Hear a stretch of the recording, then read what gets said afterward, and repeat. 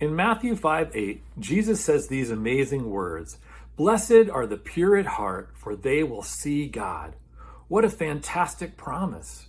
Wouldn't most of us like to see God more in our lives? The question is, what does it mean when Jesus says a pure heart? Well, we can unlock what Jesus means here by digging more deeply into the meaning of that word pure. I think most of us tend to think of the word pure as meaning something like perfect or maybe even prudish. But the actual Greek word that Jesus uses here, katharos, has two meanings.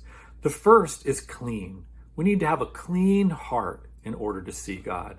And that means getting rid of all those things in us that are wrong, things that don't honor God, basically our sin. Because sin has a powerful way of stealing our focus and distorting our vision, making it really difficult for us to see God, sometimes making it so that we can't see God at all. And so in order to see God better, we need to take out the trash. We need to get rid of all of those things. And as we do, we need to remember that God forgives, that God wipes the slate clean anytime that we come to him seeking his forgiveness. So the second meaning of the word pure is something like unmixed, in the way that we would think of pure gold as having been refined and all of the other impurities or elements washed away so that we're left only with gold.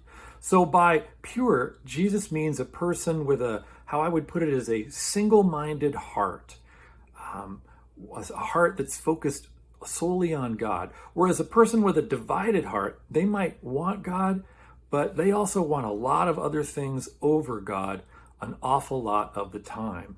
So the person with a pure heart is seeking after God first and foremost, seeking to live for him, which really is basically the definition of holy, which means set apart for God. And our problem is that so much of the time, we don't have single-minded hearts.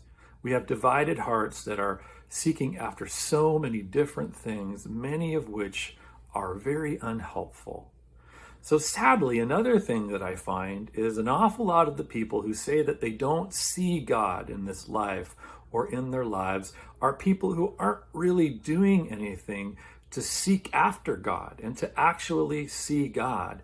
You know, there's an old saying that says you tend to find what you're looking for. And I honestly believe that if we seek after God, we will find him. And here Jesus tells us some things that we can do, some key things that we can do by faith to seek God's forgiveness and to take out all the trash from our lives, the garbage from our lives that clouds and distorts our vision so that we can see God better. And the second thing he says again is to seek God above all else, to have a single-minded heart in the way that we live, seeking to know God and live for him. And again, I truly and I honestly believe that if we are seeking after God, we will find him and we will see him at work in this world and in our lives.